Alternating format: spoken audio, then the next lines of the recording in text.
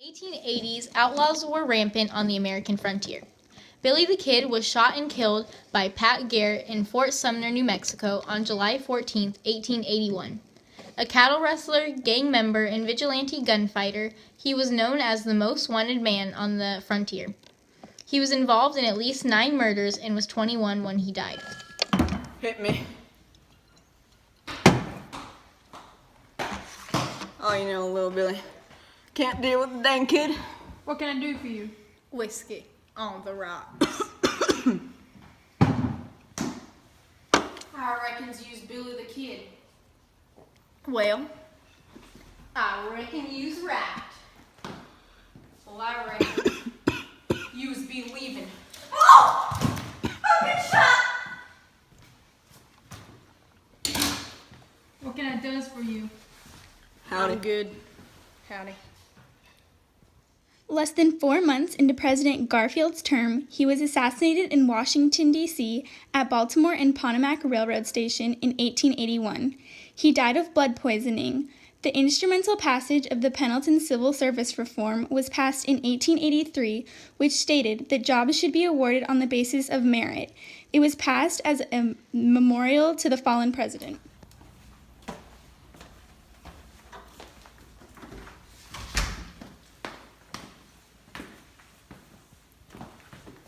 Mr. President, you have a meeting today regarding the Pendleton Civil Service Reform. Oh, okay. Thank you. I'll make sure I remember that.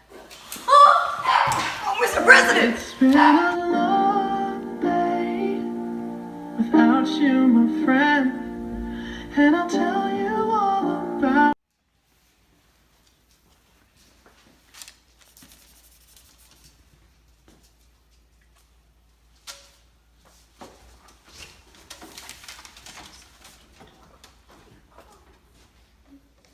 During the highest rate of immigration in the United States, many immigrants started coming to the United States due to economic depression and civil conflict, especially Irish and Italians.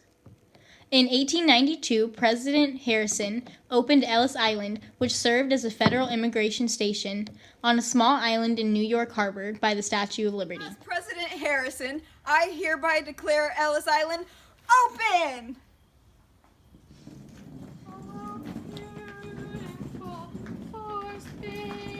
Welcome to America.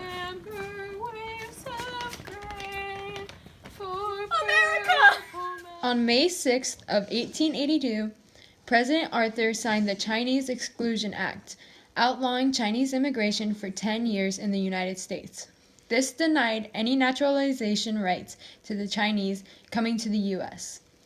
This was the first time a particular ethnic group was restricted from immigration in the United States.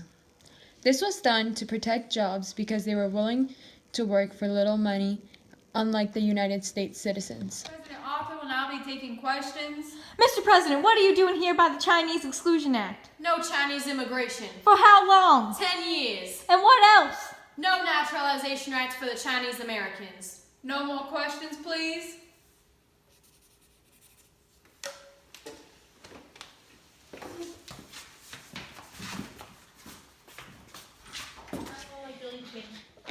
Jesse James, an outlaw like Billy the Kid, led a group of bandits that robbed trains and banks. Wanted dead or alive for a reward of $5,000, Jesse James was murdered by a member of his own gang, Robert Ford.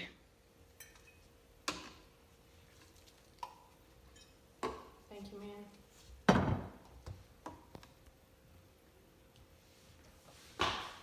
Well, Jesse, fancy meeting you here. What do you want, Robert? I've been seeing in the newspaper you're wanted. $5,000, dead or alive. What are you babbling on about? I'm just saying, I need the money. Robert, you're my best bandit. It don't matter.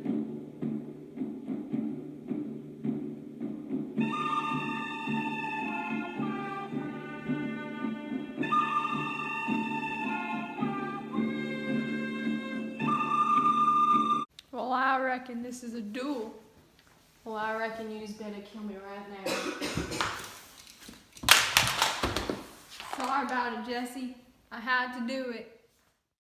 The Statue of Liberty was a gift given to us from France in 1886. It meant to symbolize the U.S.'s openness to immigration, although at this time anti-feelings were on the rise. It is also known as Liberty Enlightening the World. Can do anybody. Wee wee. By the cactus that pricked Aunt Sally. That is beautiful. On May 31st, 1889, the South Fork Dam collapsed in Johnson, Pennsylvania. It released 20 million tons of water rushing at 40 miles per hour, killing 2,200 people. It caused $450 million worth of damage. The American Red Cross undertook major disaster relief efforts. The flood prompted development in American law, changing a fault-based regime to strict liability. God, look what the flood did to my backyard. Penny! Penny! They ask you how you are, you just have to say that you're fine when you're not really fine.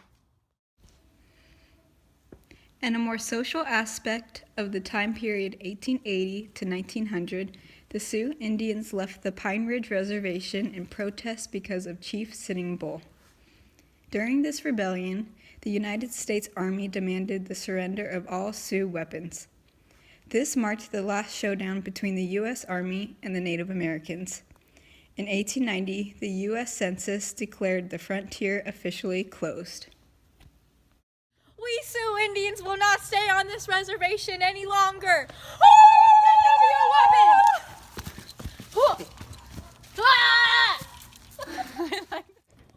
The Panic of 1893 was a huge economic depression in U.S. history. Marked by the collapse of railroad overbuilding and shaky railroad financing, this set off a series of bank failures. This was also the worst economic downturn for U.S. at the time. Please, sir, I don't have any more money to feed my children their bread. The banks have failed us. All around me are familiar faces. Railroads have overpowered us. There's too many. Worn out faces. We're in a depression! From an economic standpoint, the Gold Standard Act stated that gold was the only standard for redeeming paper money. This stopped bimetallism, which allowed silver in exchange for gold. Signed by President McKinley, it set gold at $20.67 an ounce. This was the pinnacle of Republican monetary conservatism.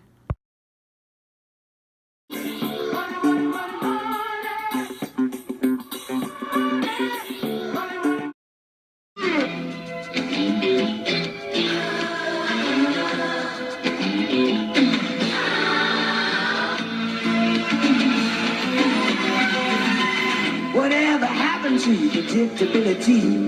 The milkman, the paperboy, evening TV. Did I get delivered here? Somebody tell me, please. This old world could be